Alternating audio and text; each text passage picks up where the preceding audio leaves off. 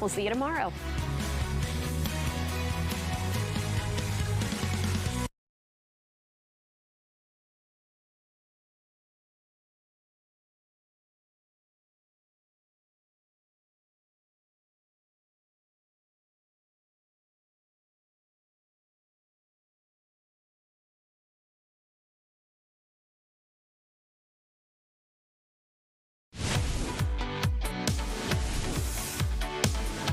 Good Monday morning, everyone, and thank you so much for joining us here on the stream. I'm Elise Edie, and we're happy to have you with us today. So be sure to log into YouTube if you can, join the chat.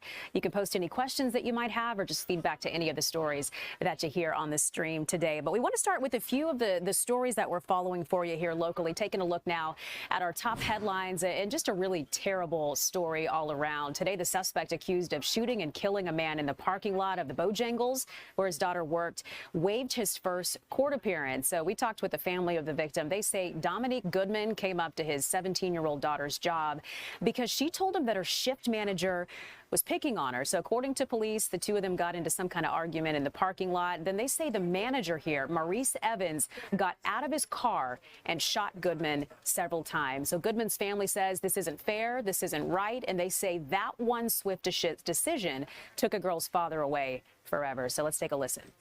Which any parent would do if somebody arguing with their kid. You know, you going up there to see what's going on. Right. And I guess that's what he did. She lost everything. Her father, you know, she'll never get him back. And that's sad. And that man should have thought before he made that decision. So we did have a crew waiting to listen in on that initial hearing. We'll tell you everything that happened right here on our stream at noon and get you caught up on the very latest with that deadly shooting there outside of a Bojangles. Turning now to this one. This is over in Oconee County. A jury has officially been seated for the trial of an ex-UGA football player accused of killing a gas station clerk. This happened back in 2021. Officials say Akil Nasir Crumpton, who's 28, robbed and killed Elijah Wood, who was working at the racetrack in Watkinsville alone that night. That's who you're seeing up on your screen.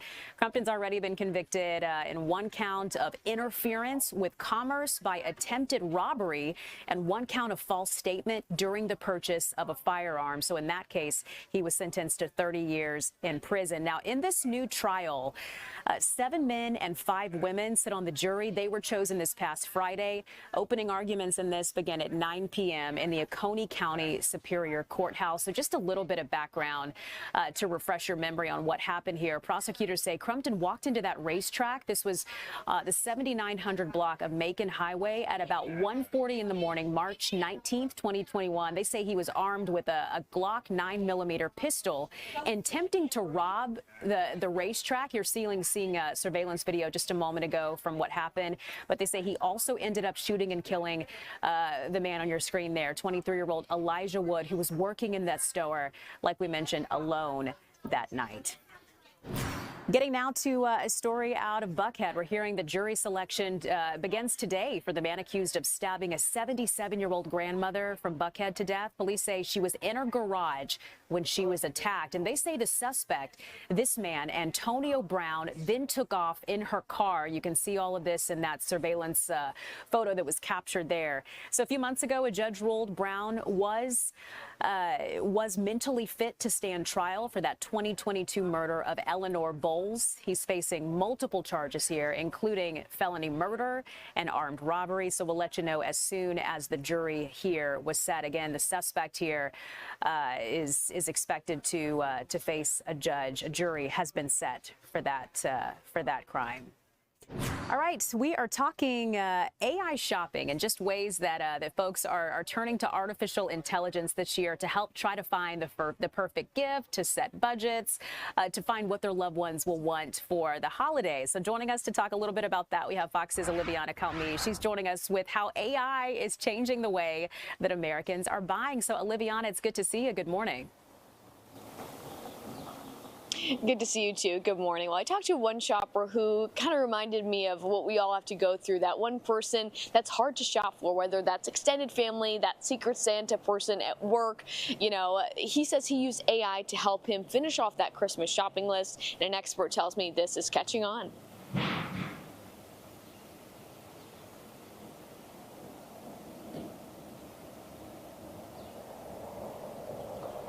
habits are always changing, and this holiday season, they're adding AI to the cart.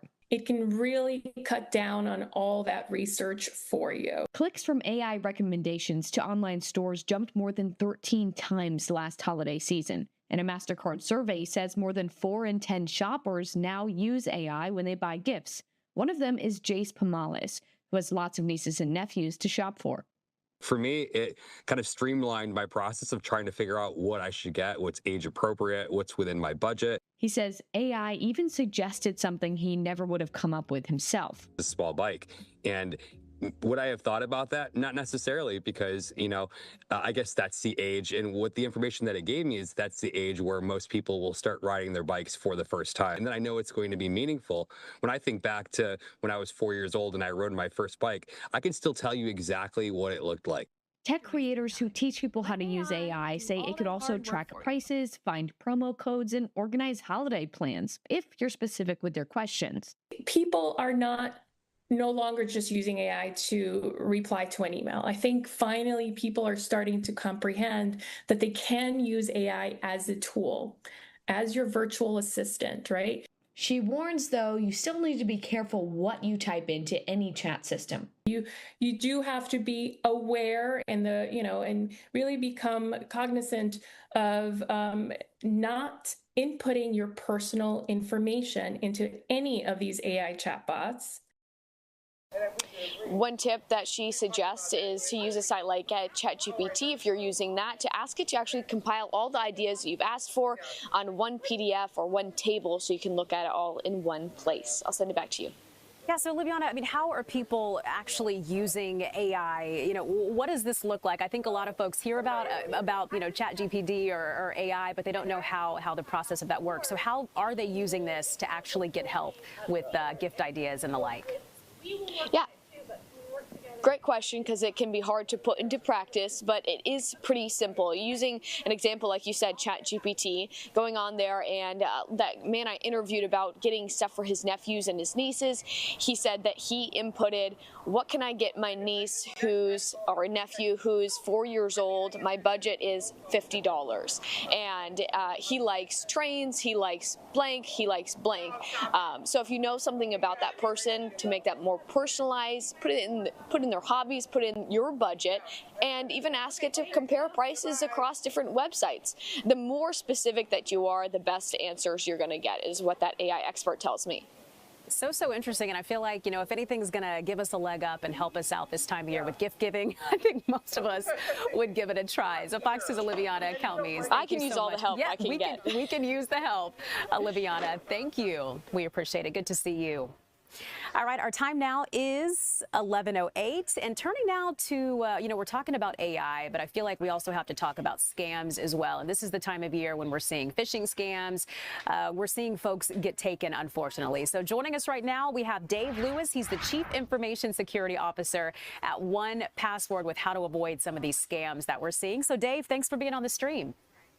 Thank you for having me on here. Hey, of course. We got to start with this one. What is driving the surge right now, Dave? The surge is really being driven right now by opportunity because, the attackers see the opportunity, and using tools like artificial intelligence, like you were just talking about in the last segment, is making it that much easier for the attackers to, steal your money. So I thought this was interesting. 2/3 of Americans say AI has made scams harder to spot. So, that's super concerning to see, 2/3 saying that. So how are scammers using AI to try to trick us? They're using it in different manners. They're using it to create video content that will look like the authentic individual that they're trying to talk to. They'll create ads. They'll create emails as well. I've used various different platforms to create test emails to see if I would fall for them. And more often than not, yes, they would definitely be ones that I would have fallen for, because it's making that much easier for the attackers to be able to do their craft. I think that folks may be surprised when they hear who is being targeted here. I think many of us tend to think that it's older Americans. But looking at this, it's looking like the numbers are showing Gen Z and millennials are really being targeted the most. So why is it that these younger shoppers are more vulnerable? Well, younger shoppers are born into the internet in a lot of ways. This is something that is part of their daily lives.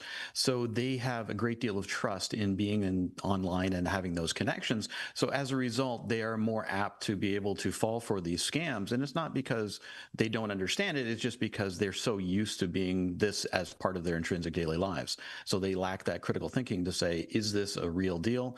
And also making sure that you're using different passwords on different sites.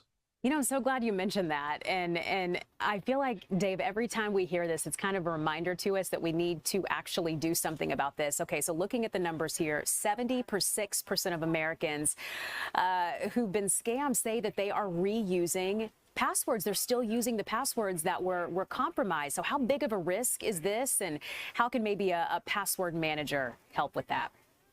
A password manager is absolutely a great tool to be able to use because you can have all these different sets of credentials on different sites and you use one password on your tool to be able to access that. So you don't have to remember all of them. They're stored for you and cryptographically safe.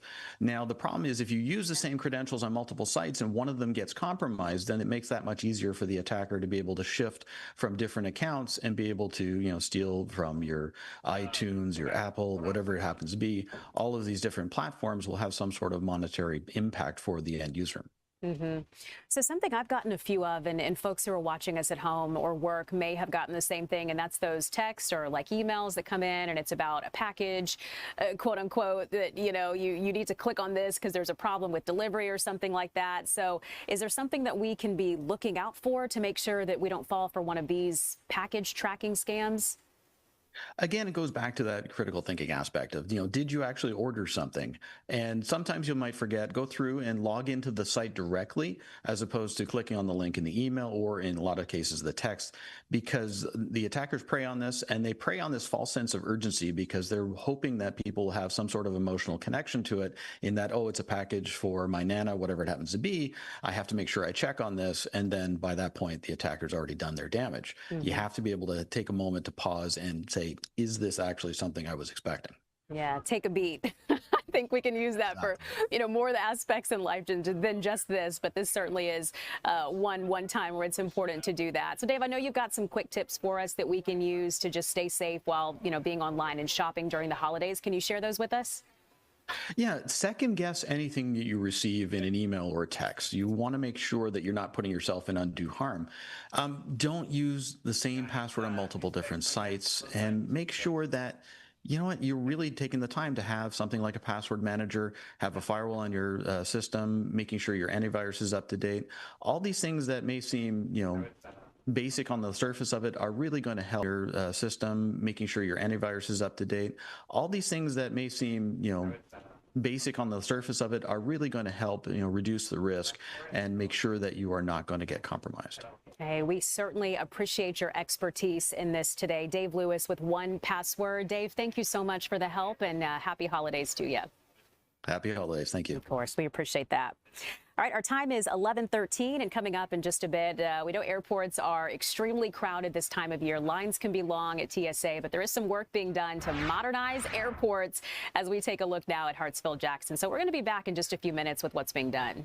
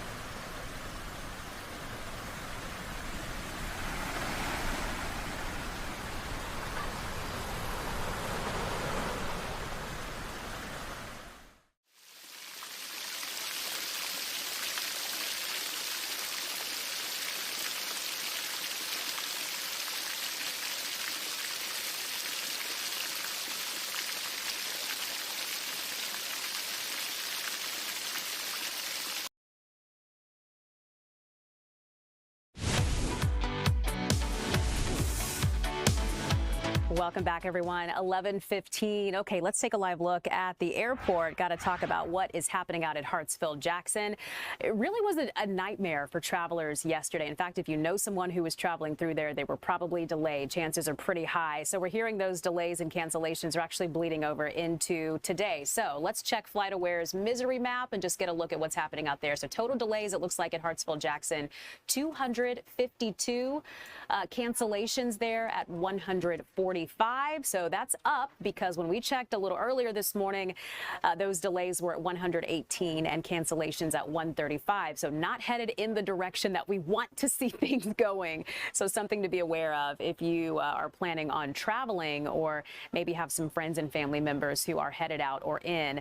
So yesterday we reported a ground stop and departure delay that affected over 1,000 flights. Luckily, not seeing any of those active airport alerts for Atlanta on the Federal Aviation Administration's website. So that is certainly some good news. But again, currently right now, delays at Hartsfield-Jackson, 252, and we're seeing 145 delays as well. So, you know, we do find ourselves at this point right in the middle of the busy travel surge. It's the holidays, and chances are you are going to be traveling. So you want to make sure that airports are up and running smoothly. TSA lines are running well, and the facilities are in the shape they need to be in. So joining us this morning, we have Eric Hansen. He is the U.S. Travel Association, joining us to talk about what travelers want and some changes that might be coming as well. So, Eric, can you hear me right now? It doesn't look like you can. Okay. We're good. Can you hear me? I think he's got me now. Let's give him just a second. Can you hear me, Eric? Okay, we'll try to work this out on our end and get things up and running with Eric Hansen in just a moment. But in the meantime, okay, we'll be right back. Stick around.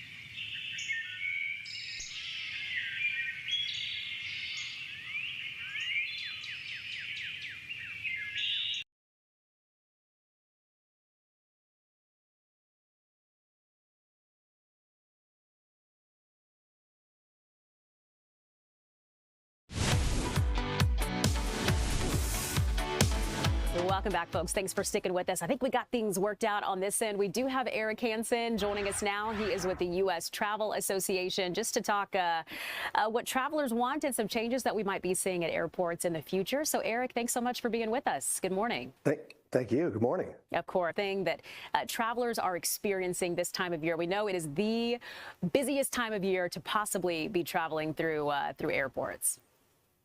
Absolutely. When the holiday travel season comes, people are thinking about getting together with family, getting together with friends. They're also dreading the air travel process because they know our airports are going to be crowded, more crowded than ever. They know planes are going to be crowded.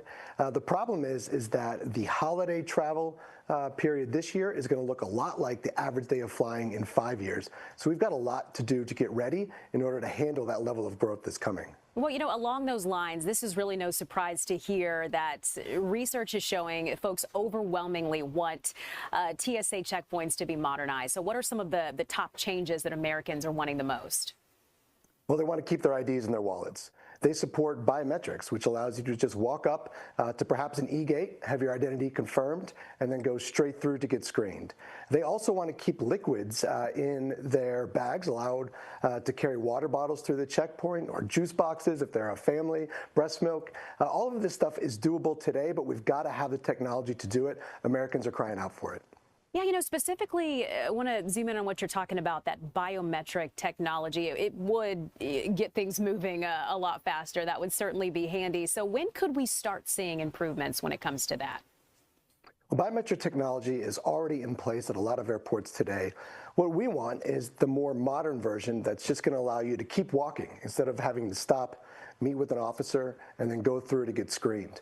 The most modern biometric technology today can cut the throughput it can cut the time in half. Which would be a huge change during peak hours. So the technology exists today.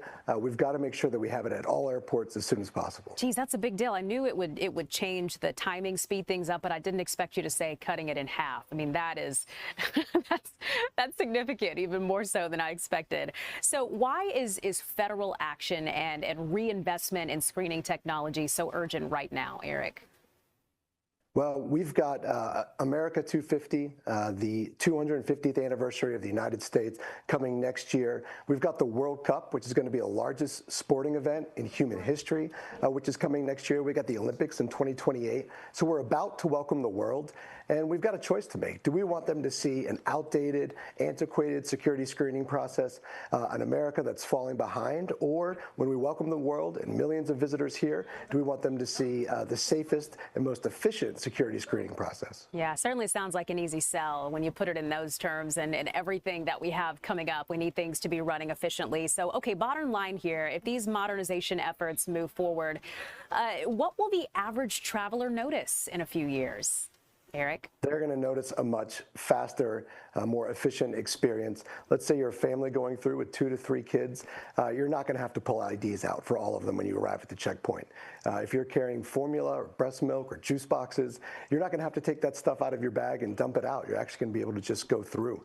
So it's going to be a faster, more modern, less stressful security screening process. And I think really that's what Americans want when they travel. They don't want it to be a hassle. They don't want to be going on vacation. The first thing they have to do is stress about getting through security. So that technology is possible today. We've just got to make sure it's in place. All right. Very, very interesting what's ahead and what's being worked on to make things more efficient at the country's airports. So Eric Hansen with the U.S. Travel Association, thank you so much for coming in and honestly giving us something to look forward to. Thank you. It's great to be here.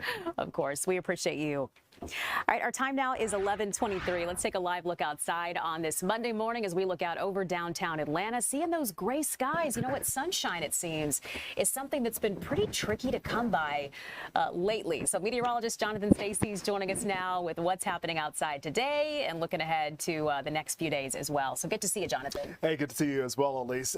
Sunshine hard to come by, or maybe no sunshine at all. None. It's been shut out. There was a glimmer of it Saturday afternoon, depending on where you were positioned, but we are in the time of the year in which we have the least amount of daylight hours and then capitalize upon this cloud cover. Yeah, sunshine really just doesn't have an open window to actually do what we would like for it to do, and that's warm us up. So you're gonna have to pop your own vitamin D because sunshine once again denied entry today. I think there will be a few cracks in the clouds as we get deeper into the afternoon. That said, I think we'll have another bout with some AM fog tomorrow morning. If you were out and about early Sunday morning, it was crazy, or even late Saturday night. I was traveling out east, and it was some of the worst fog I had ever experienced in my life. Wow. But tomorrow we'll yield some sunshine after the clouds, the ground clouds, AM fog, start to burn off. Good. I think there will be some more sunshine for Wednesday. I think that's the most optimal day of the forecast to be outside. Temperatures actually above average. We haven't set that in quite some time. So those above average temps will lead us to a high of 60 degrees. In terms of the 7-day forecast here, you can see it's kind of more of the same for Thursday and Friday, and then a big drop.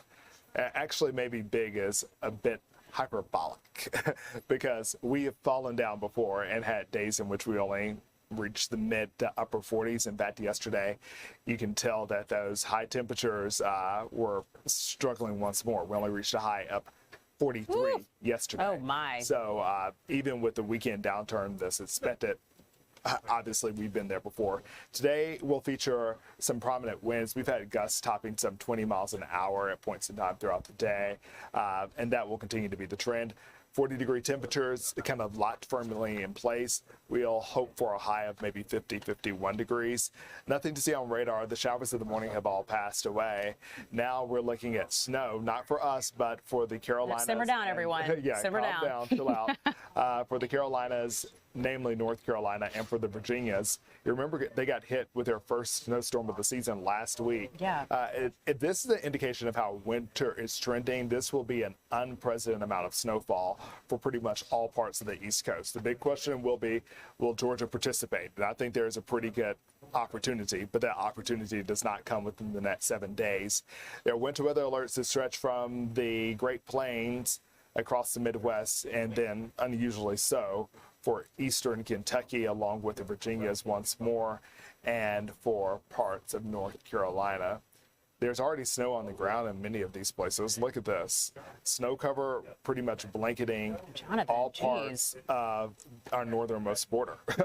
Anywhere from the plains down across, once again, the Midwest, all the Great Lake states dealing with snow still on the ground. And then as you go up into the interior Northeast and New England, they have snow there and snow across the mid-Atlantic. And whatever comes next is just adding to that pile. High pressure is basically quickly pushed out by a couple systems that are going to graze the Great Lakes once more, feeding off of some of that lake effect. The lake effect doesn't last really beyond January, so, but they can still get cold. So the snowfall amounts probably won't be as impressive, but Chicago already more than a foot of snow so far. So we'll get you back to the 7-day forecast here, and you can see that things are fairly calm in contrast to last week. We don't have any rain chances in the forecast. I'm grateful for that. We kind of needed a break. Hopefully we can break out some sunshine. Temperatures are going to be chilly in the morning, but the afternoon should be fairly mild. Yeah, we've done worse. Oh, you know? Yeah, exactly. We've done worse. I'm Just need to bundle up. glad for the call. I know. That we can be thankful. Donovan, thank you so much. We appreciate it. We'll be right back.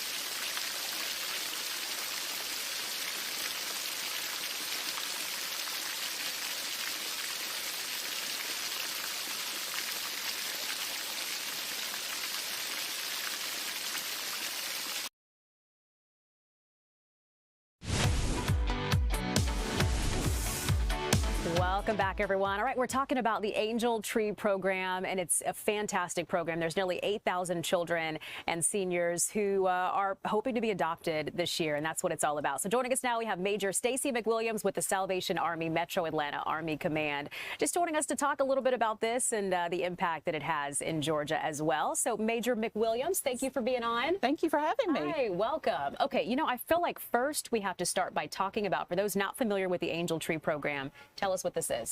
So the Angel Tree program is something that really began in the late 70s, early 80s. Before that, the Salvation Army had provided toys for children, but not at this level. It started as a toy shop, and it became something that the public could become more involved in. And so now that's what we know as the Angel Tree today. We take applications from families that are in need, and those that qualify then go on the Angel Tree as angels from ages 0 to 12, and our Silver Bells, who are 65 and older. Silver Bells. Yes, and the people love to adopt both the angels and the Silver Bells.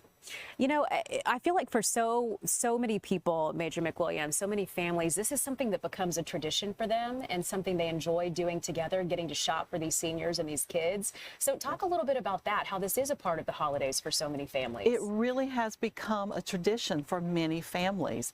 They love to take their children, and I have had people come in with their children saying that they did this when they were young with their parents, and now they're being able to pass that tradition along to their children.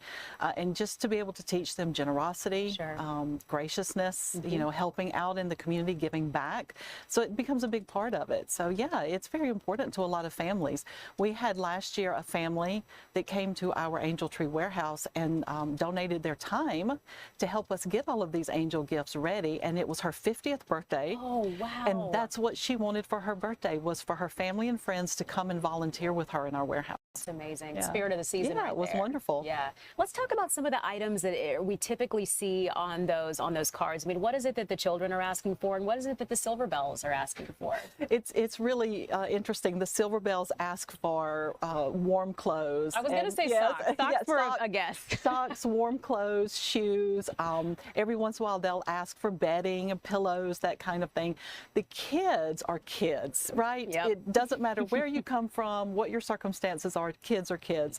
And so we see the same things that you would see from your own children asking, you know, for things. So they're asking for iPads, and they're asking for gaming systems and bicycles and, you know, dolls and Barbies and so many Legos. Dinosaurs are huge. Yeah, dinosaurs are huge. Girls and boys. Oh, everybody wants dinosaurs.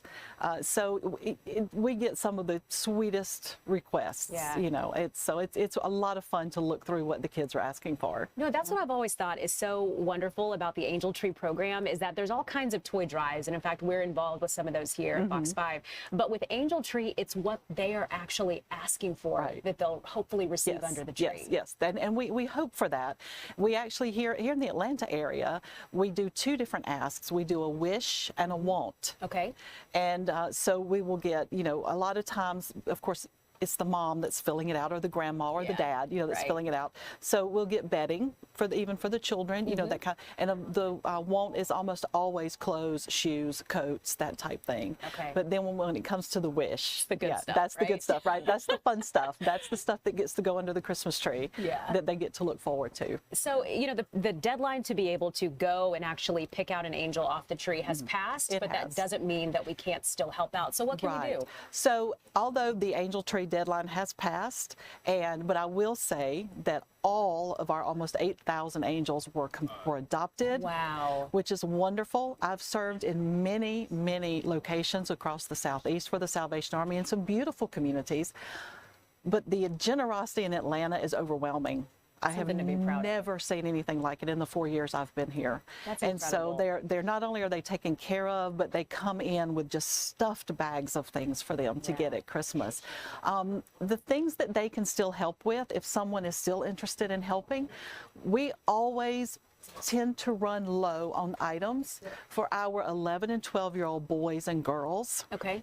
And shoes of every size, from toddler to adult. Okay. Those are the things that we are typically seeing that we need extra help with towards the end of the season. So what would you do with that? And if you don't mind, for those of us that maybe have children who are older, or we don't have children yet and can't really remember, or, you know, well, what are the 11 to whatever age group you just said, what are they wanting? You know, so some recommendations for things we can get. So for the 11 and 12 year, like 10 to 12-year-old boys, it's a little bit easier. Sports things are always great. Remote control cars, again, Lego, the bigger Lego sets, that type thing are very helpful. Okay. Girls are a little more difficult. You know, a 5-year-old little girl is a 5-year-old little girl, Right. and that she wants a Barbie. They all do. A 12-year-old girl may be ready for makeup, or she may still be playing with her baby dolls, which is all perfectly fine. So it's a little more difficult to know. So we like to have a little bit of everything that we can So do a choose search, from. and you should be able to find some, you know, some recommendations if that's something that you can get. So let's say we go out, we buy some of these items. What do we do with them if we want to be able to give? All you need to do is bring them to our warehouse where we are processing everything. We can give you that address. We can give you a website. But I'm also going to put up this website right here, Yes, so that's folks at home. perfect, But yeah, yeah. go ahead, and if you want to give us the address. It's as well. 2029 Tucker Industrial Okay. in Tucker. It's on the website. There right? you go. See, there it is. That's where folks can find it. Okay, you know, I'm so glad. At first I was like, oh man, I wish we would have had you on earlier. But I'm glad we have you now, because there's a clear picture of what that need really is, and kind of filling in those gaps, Yes, right? Right, Being right. able to- And that need will come right now. Right now the warehouse is full, but as we begin to process through our angels that have come in, we will realize there will be 200 or 300 angels that were adopted that either don't come back to us in time to process them, or someone has adopted and maybe something has happened in their own life and they've forgotten about that angel that they had adopted it. You know, life happens, and Yeah, we of understand course. that. So then we have to go back and take care of those children from what we call scratch. We go back and fill them from scratch. So that's when we begin to see, oh my goodness, I don't have really anything left in the warehouse for a 12-year-old girl. So it's good to have that stuff It's on hand. very good to have that buffer, yeah. Okay, well, there you go. If you've been, you know, wanting to do this and thought, you know, I've missed the deadline, I'm not still able to help, there is still a way that you can contribute to the Angel Tree program with the Salvation Army and make a heck of a lot of difference in the life of a child, or maybe a silver bell as well this holiday season. So Major Stacy McWilliams, Salvation Army Metro Atlanta Area Command, thank you so much for sharing the message today. Thank you. Thank We you for appreciate having this. me. Of course, 8,000 children and silver bells. It's amazing. Wow. All right, our time is 11:37, and we are back right after this.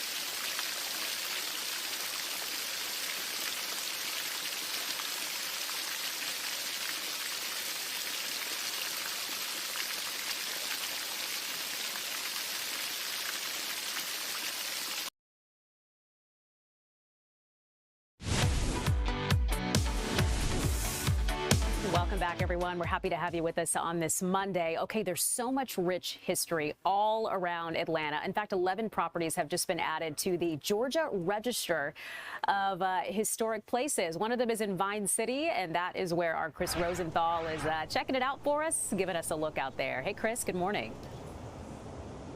Hey, Elise. Yeah, this is really cool. You're right. There's rich history everywhere, and I'm here in Vine City, and this property behind me, 220 Sunset Avenue, is actually the home of the of former Atlanta Mayor Maynard Jackson. It's where he grew up, and his mother Irene Dobbs Jackson helped build this house, established this family. It's also, just as another note, this home right here, just right next to it, is that's actually where Martin Luther King Jr. Lived with his family. He was actually living there when he was assassinated in the 60s. But I'm going to come up and we're going to get a little bit of a tour of this home and talk about you know, how it came to be, why it's so important, how it got on the Georgia Registry. And I'm here with John with the West Side Future Fund. Yes, sir. And tell me a little bit about the history of this home here.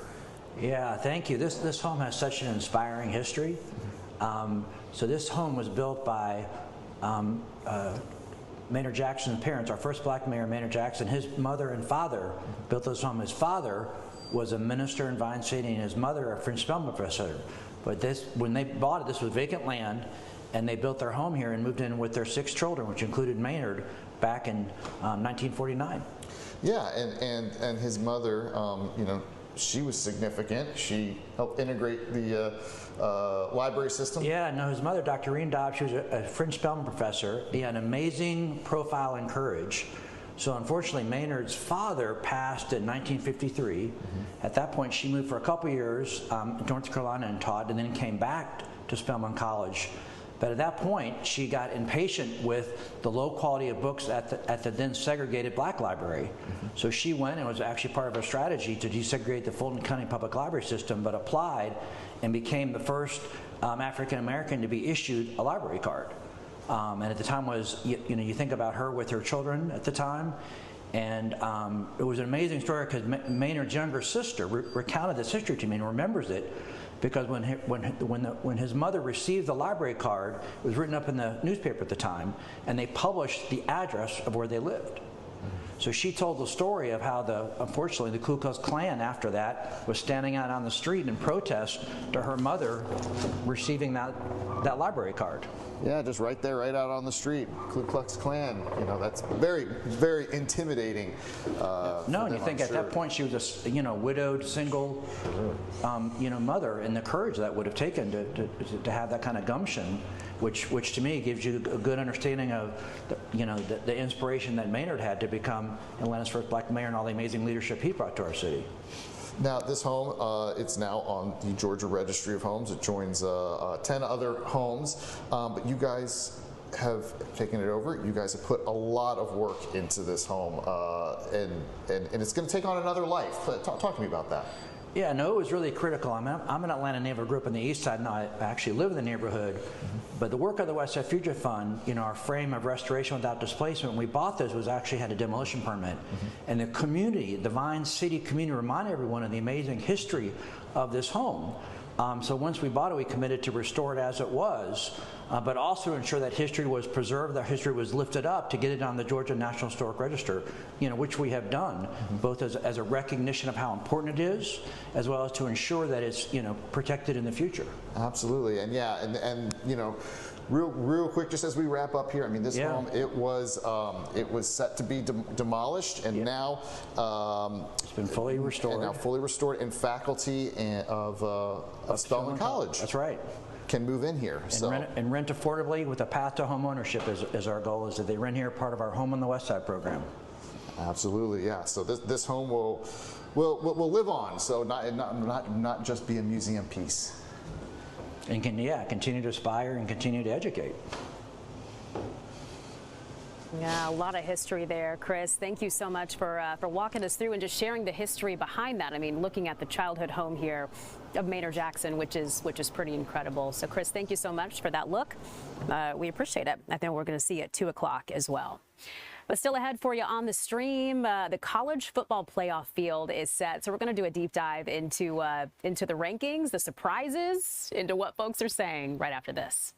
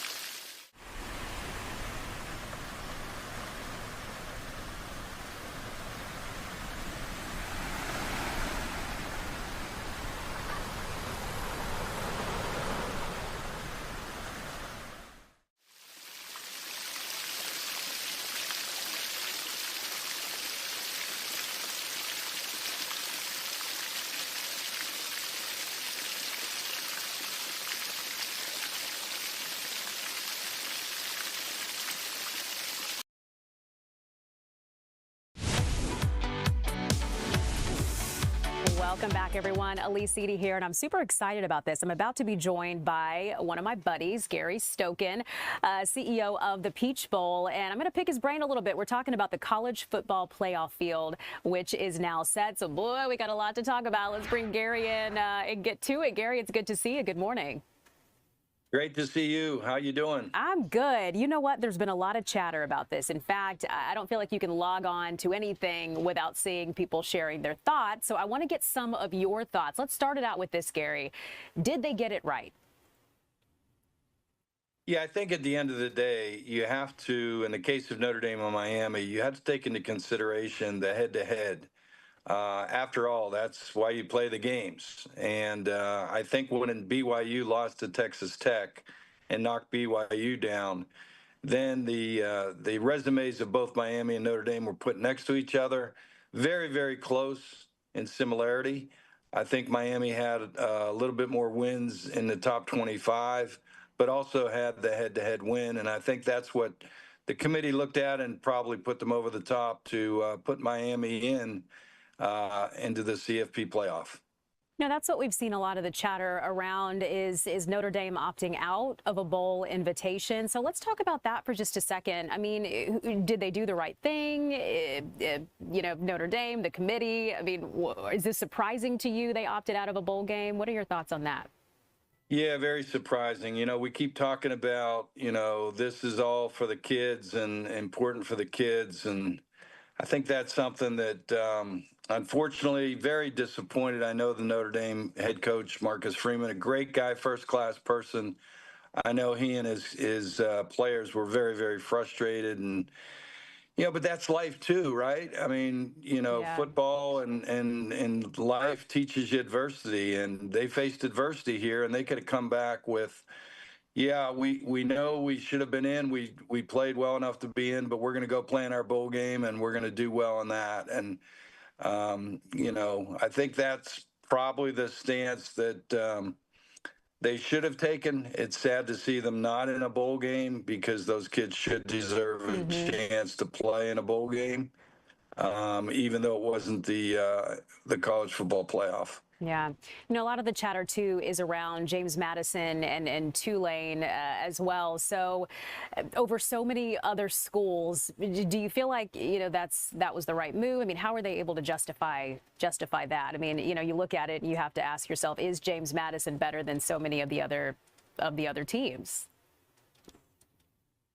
Yeah, I mean, I think that's a fair question to ask. However, the protocol and the rules of the college football playoff and the selection committee are to select the top 5 ranked champions. And in this case, the Duke, who won the ACC, was not ranked, and James Madison was. And so as a conference champion, they deserve to be in, according to the rules that were established and agreed to by Notre Dame, AD, as well as all the commissioners of all the conferences. So the rules were set. Everybody knew the rules. Mm-hmm. And at the end of the day, James Madison and I'm forgetting the other team here now. Tulane.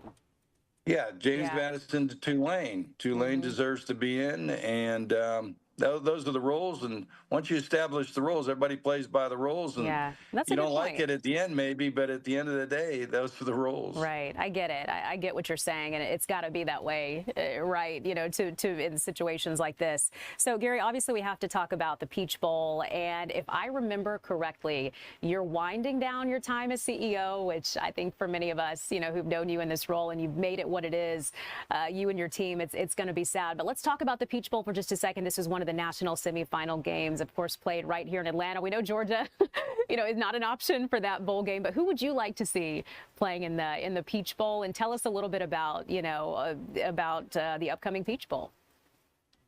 Yeah, one of the things that the committee decides is the number 1 team gets the most geographical advantage. And so Indiana being closest to Atlanta rather than Phoenix, which hosts the Fiesta Bowl, the committee placed Indiana, number 1, into the pod that would ultimately come to the Chick-fil-A Peach Bowl. So this would be the 4th time in the 12-year contract with the CFP that we have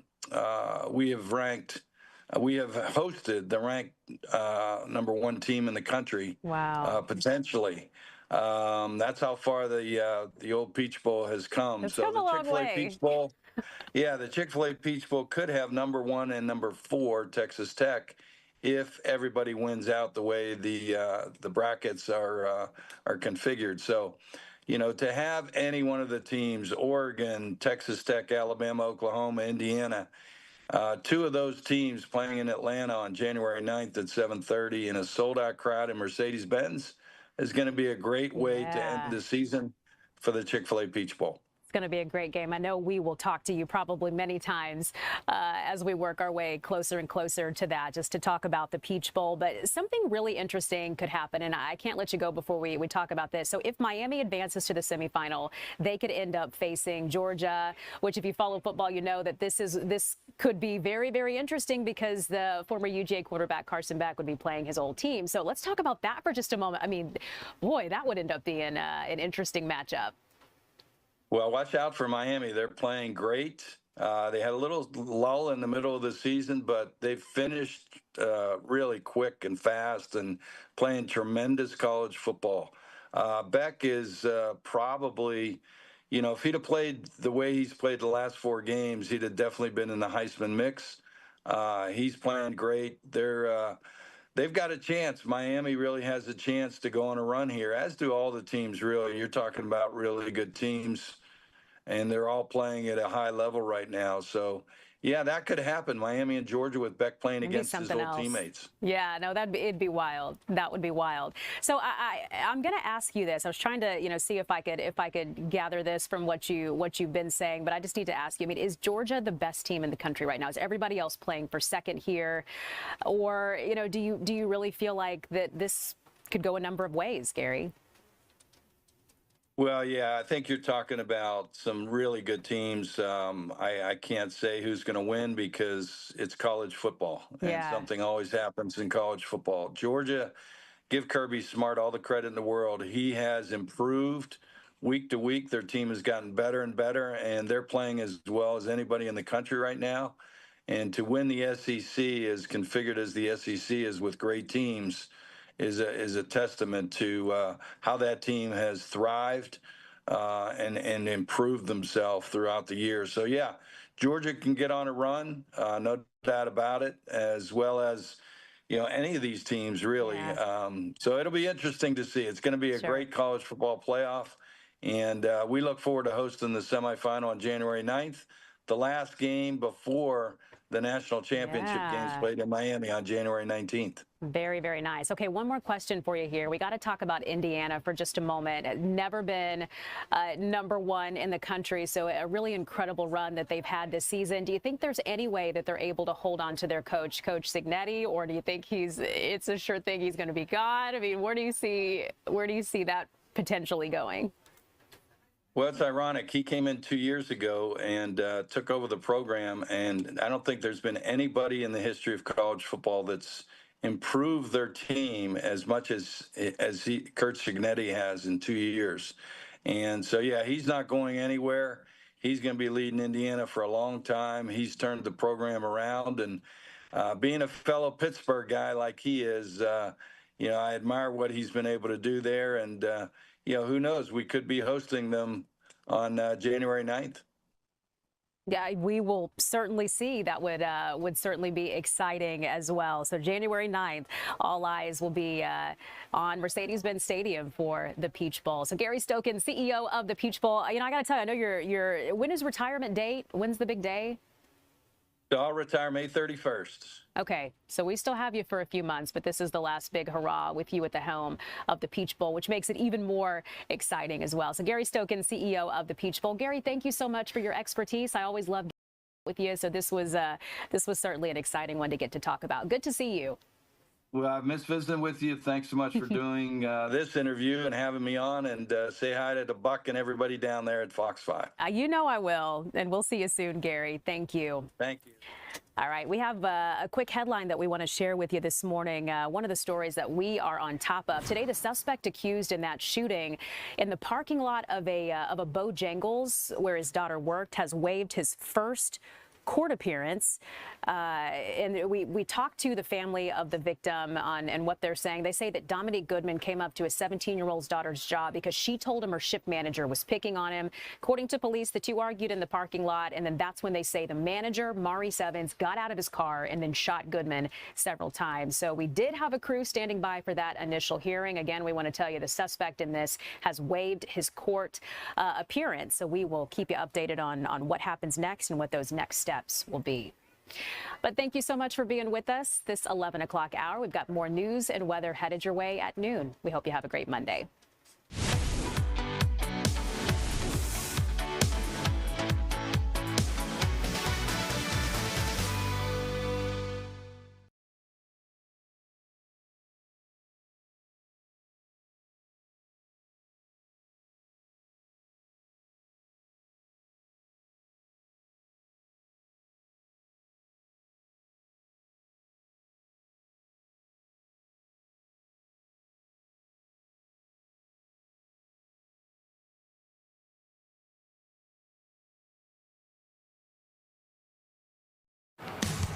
Now at noon, delays and cancellations are still going on today at the world's busiest airport, all because of weather woes looming for a second day. And Representative Marjorie Taylor Greene says she's received a surge in death threats, claiming they've intensified in the weeks since she announced she'd resign from Congress. Jonathan? After days and days of being shut out, I'm tracking the return of sunshine. That's next to my Fox 5 Storm Team forecast. Fox 5 News at noon starts right now.